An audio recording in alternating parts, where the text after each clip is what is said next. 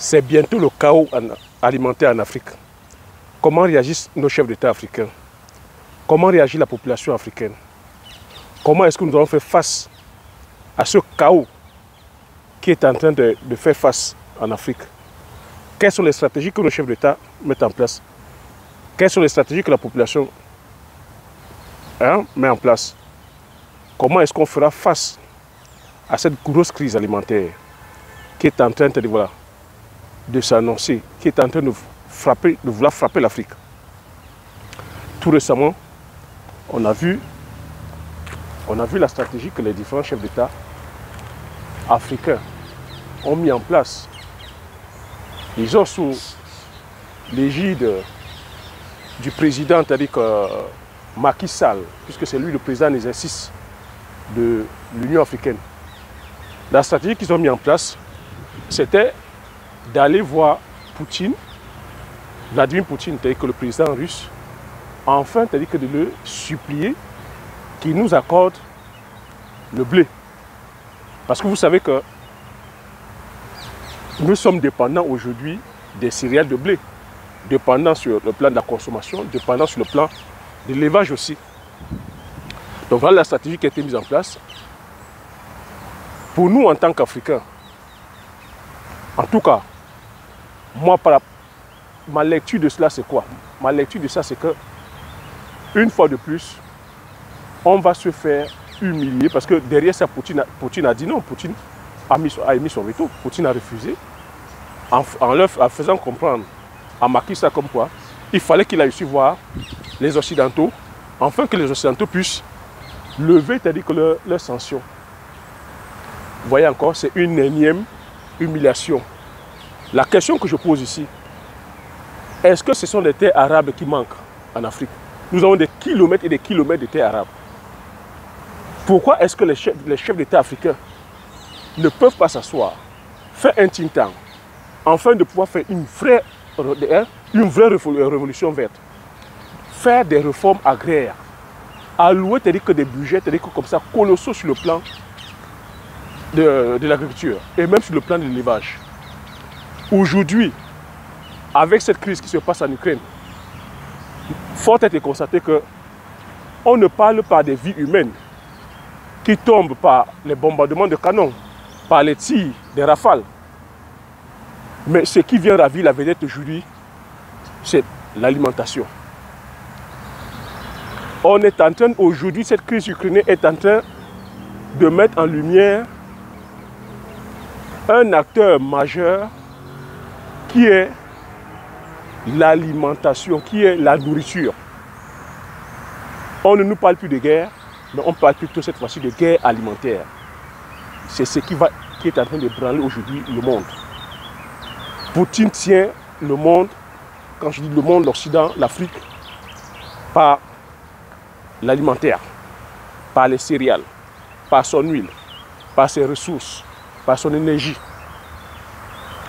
Comment est-ce qu'on pourra faire? Moi je dis ici, la stratégie, c'est au lieu qu'on soit là, à se lamenter, qu'on soit là, à invectiver, à dire comment que Macky Sall est allé se faire humilier.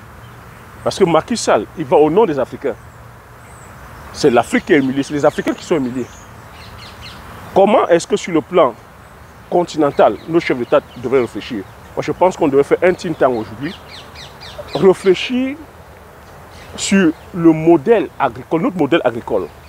Depuis 2 ans, je ne fais que marteler ici qu'on se doit d'être autonome sur le plan vraiment de notre alimentation. On se doit d'avoir notre souveraineté alimentaire. On se doit aujourd'hui de préserver nos semences, parce que la guerre qui est aussi là, c'est la guerre des semences. C'est la guerre des semences. On se doit aujourd'hui de développer notre technologie. Donc il faudrait qu'aujourd'hui nos chefs d'État allouent des budgets sur le plan de la recherche sur les semences, la recherche sur le plan technologique. Il faudrait comme ça que mutualiser les cerveaux, que tous nos polytechniciens d'Afrique se mettent ensemble. Vous voyez comment ils peuvent concevoir, c'est-à-dire que des machines qui puissent développer le secteur agricole.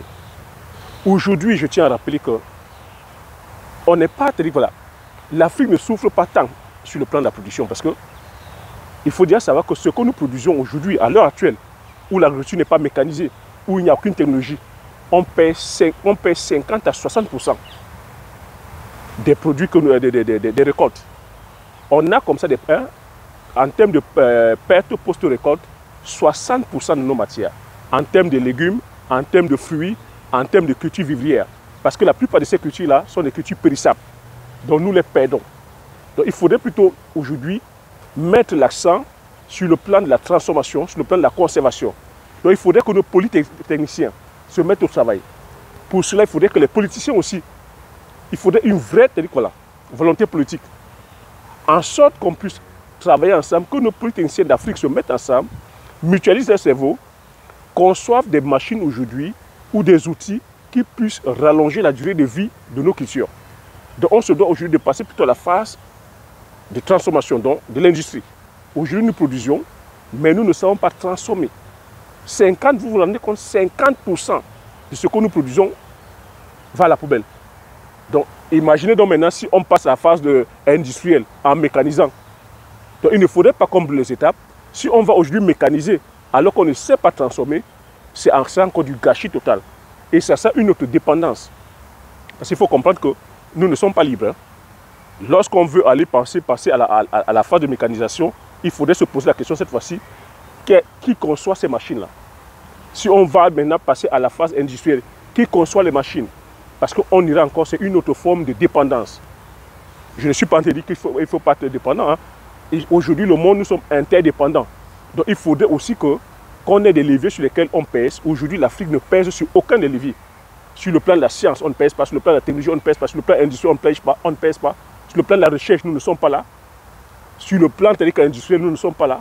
Sur le plan de la production, même agricole, voilà. On dépend encore des semences venues d'ailleurs. Sur le plan de l'élevage, nous ne pèsons pas parce que nous dépendons encore des sujets venus d'ailleurs. Donc il faudrait qu'on se développe, qu'on développe notre science, qu'on développe notre technologie, qu'on se développe sur le plan industriel. Même s'il faille qu'on dépende, il faudrait que on soit dans l'interdépendance, que les autres aussi dépendent de nous. Pour l'instant, les autres ne dépendent pas de nous. Nous dépendons massivement des autres. Nous dépendons massivement des autres. Donc, le travail que je vais faire ici, puisque nous sommes en train d'aller, nous allons frôler un chaos, ce que je vais demander aussi à la population, c'est aujourd'hui d'avoir la main verte. L'heure est grave, il faudrait que chacun ait son jardin potager. Que chacun puisse, devant la maison, derrière la cour de maison, commencer déjà à s'aimer, ne serait-ce que les salades, la laitue, les carottes, les oignons, l'ail, un peu de pommes de terre, un peu de céleri, un peu de persil, un peu de maïs. Qu'on ait un jardin potager. Le jardin potager, c'est quoi? Ça peut être 200 mètres carrés, ça peut être 300 mètres carrés. Tu mets ton macabo, tu mets tes patates, parce qu'ici, aujourd'hui, l'heure est à la survie. Parce que les temps qui sont en train d'arriver, le chaos qui est en train de s'annoncer, ça va être rude. Et maintenant, donc, une fois où chacun a pu faire son jardin potager, c'est de penser maintenant aussi valoriser qu'aujourd'hui l'agriculture. Dit aujourd'hui qu'on se doit aujourd'hui de produire ce que nous consommons, valoriser nos semences du terroir. C'est pour ça que j'ai créé la chaîne des visionnaires, où je valorise et je vulgarise les produits du terroir.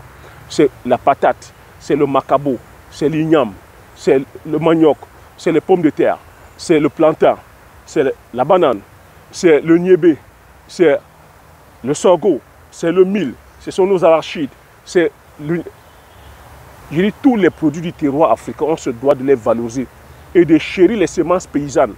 Parce que la guerre qui est là, c'est la guerre des semences. Si on perd la guerre des semences, on va se retrouver dépendant. Croyez-moi, l'esclavage n'est pas fini. À partir qui contrôle l'alimentation te contrôle. Nous sommes en train de voir ça aujourd'hui. Vous voyez comment même les pays aujourd'hui industrialisés sont en train de souffrir. Les pays européens sont en train de souffrir par rapport aux céréales, par rapport à l'énergie.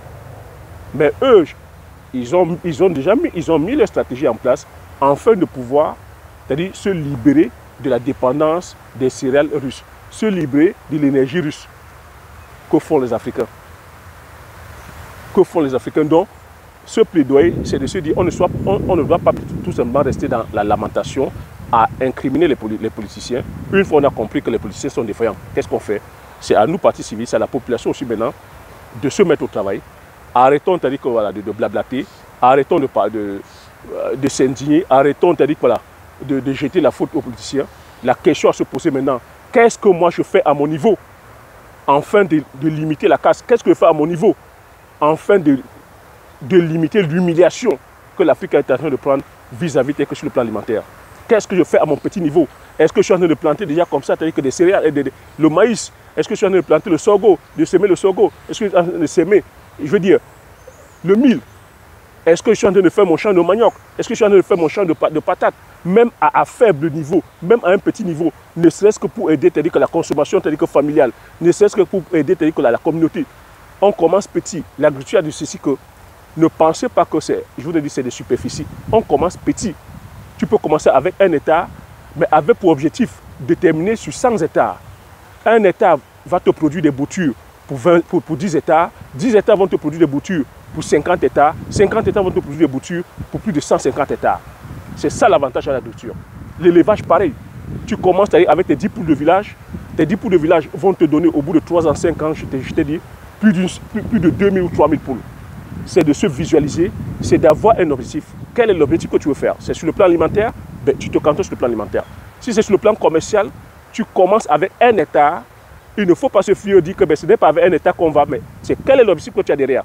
Tu peux commencer avec 1 hectare, finir dans 5 ans, finir même dans 5 ou 6 ans avec 100 hectares. Ne stresse pas par rapport à ça. C'est la vision que tu as, c'est l'objectif que tu as.